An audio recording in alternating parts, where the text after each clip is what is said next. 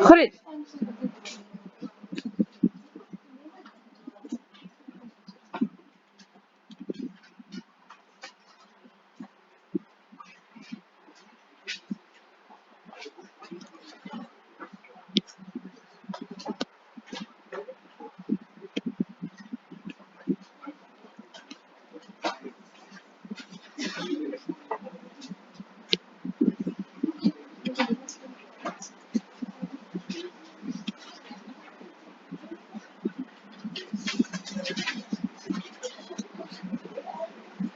Okay.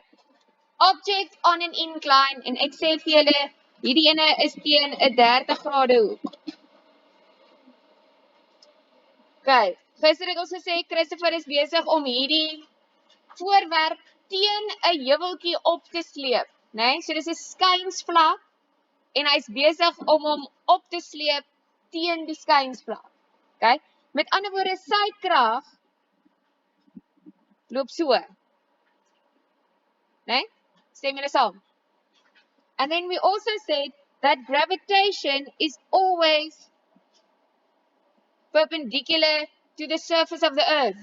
Nee? Gravitasie is altyd reguit af. Dis hoekom as ek nou hierdie laat val, dan val hy reguit onder toe, né? Altyd reguit onder toe. So met ander woorde, Christopher se krag is op hierdie ene, maar hierdie ding lê nou so.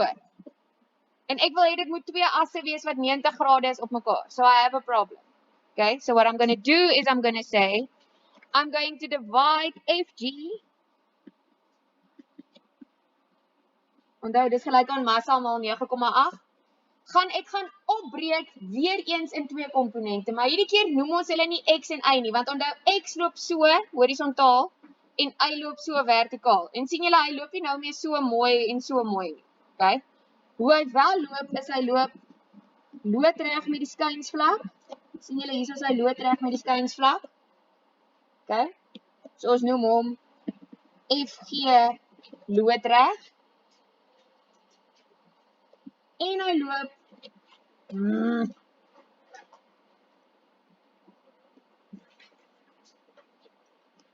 parallel met die skynsvlak. In other words, one of the components of gravity will be perpendicular to the incline and the other one will be parallel to the incline. So wat het ons nou? Ons het hier twee wat op dieselfde vlak lê.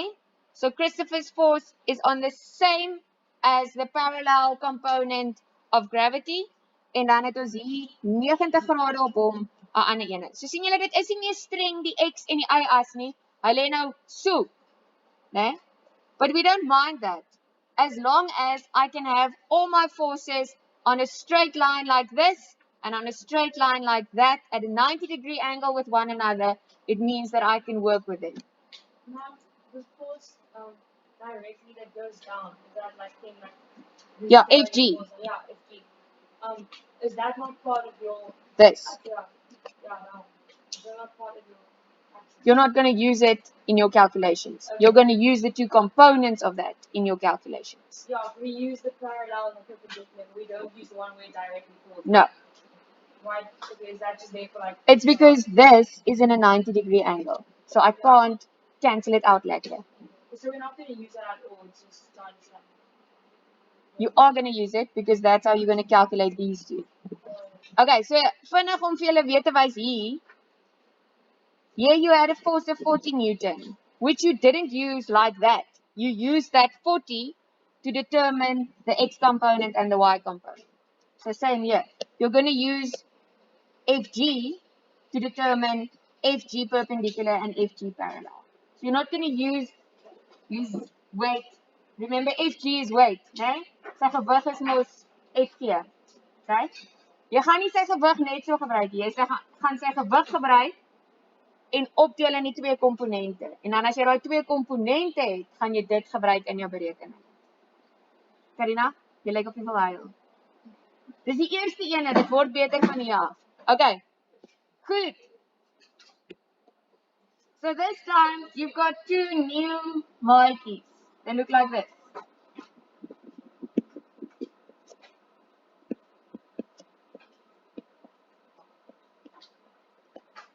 Hierdie is op bladsy 12 in julle handboeke.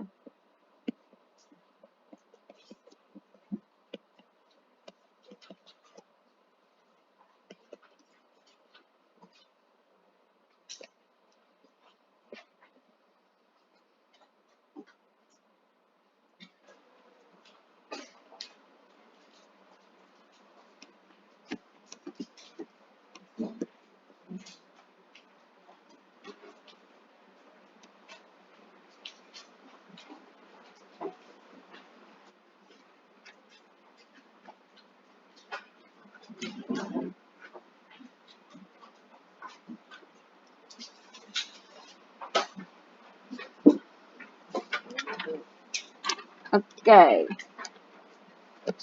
Noah Peterson is nie in my klas nie.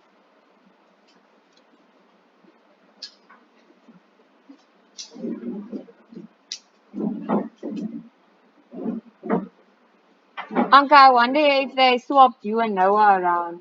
Might be. En Jayla is Jesus by atletiek. Daniel, kan ek vir jou vra om hierdie af te vat kantoor toe? Ja. Dankie. Okay, those of you who are interested in figuring out where they got those formulas from, you're welcome to do that. They worked with this triangle. You guys see it has a 90-degree angle there. So dan werk hulle net weer met sin en met cos, oorstaande skuins, aangrensende skuins. Bob's your uncle. Okay. Maar gaan nie nou te veel tyd daaraan spandeer nie. But that is what they used. Okay. Good. Sorry. And now in this case, theta is the angle between, I almost want to say, the flat ground and the incline. So die hoek wat hy met die plat aarde maak, né? Die skynsvlak maak. Okay, kom ons doen 'n voorbeeld. It's the example in your books on page 13.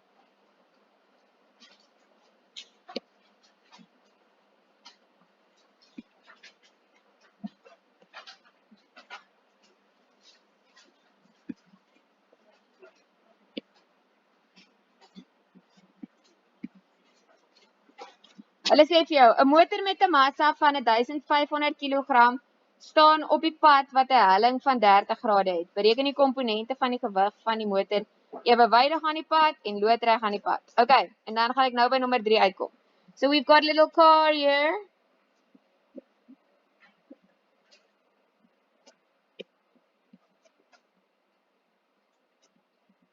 Art. Okay, en hy weeg of sy massa is 1500 kg. His mass is 1500 kg. Okay. Nou sê hulle vir jou bereken die komponent van die gewig van die motor wat ewewydig is aan die pad. Met ander woorde, ek soek FG parallel. Jy nog wakker? Net. Okay. So FG parallel gaan wees FG maal sin theta. But now what we need to be on the lookout for is that 1500 is not his weight. It's his mass. Nee, dit is nie sy gewig nie. Dit is sy massa. So met ander woorde, ek gaan hier sê, dis mg maal met sin theta. I first have to go and put mass into weight.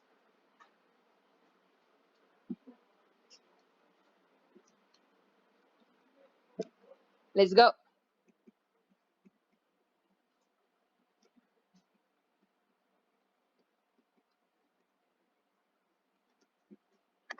Dankie. Ek het net vir hulle gesê jy moet die massa gaan omsit na gewig toe, so jy maal hom met 9,8.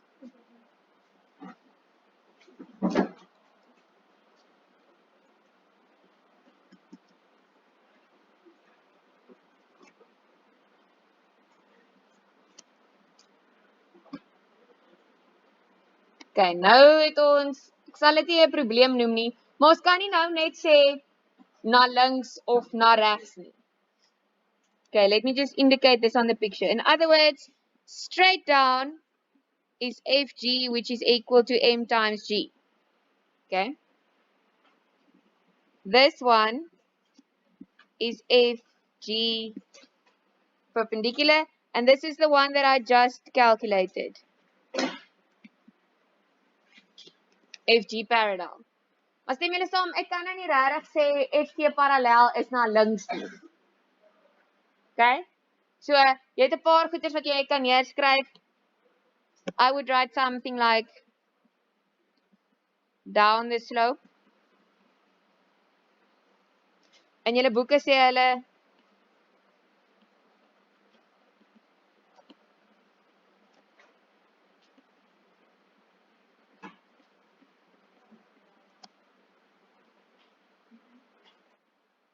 parallel to the slope downwards, so iets. Okay. Maar jy kan nie meer streng sê na links of na regs nie, want ons werk nie meer op 'n konvensionele x-as en y-as nie. Right. This is the only thing that you guys need to be on the lookout for. You can't just substitute the mass. As hulle vir jou die massa gee van die voorwerp, moet jy hom eers gaan maal met 9,8. Goed. And then FG perpendicular, you're going to say is FG cos theta. Maar weer, ons het nie sy gravitasiekrag nie. We don't have that yet. We have his mass. So I'm going to say that's mg cos 30. Dat is 1500 maal 9,8 maal cos van 30 grade. Party mense verkies om te begin met dit.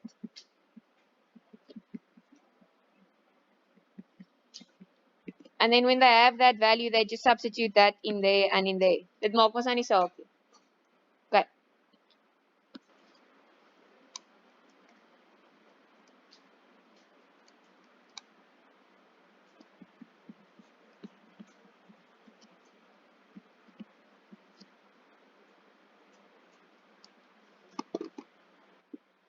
Once again, we need to describe this. So I'm going to say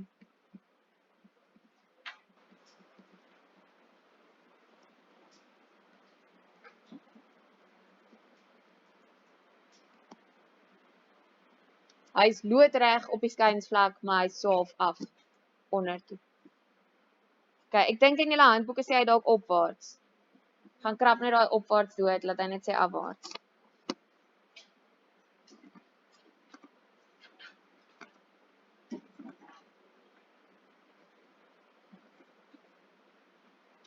Okay, en dan gaan julle sien hulle het 'n nommer 3 wat hulle sê as die motor verder teen die bult opry, neem die helling toe na 40 grade. So if we increase theta from 30 to 40 degrees, they want to know what will happen.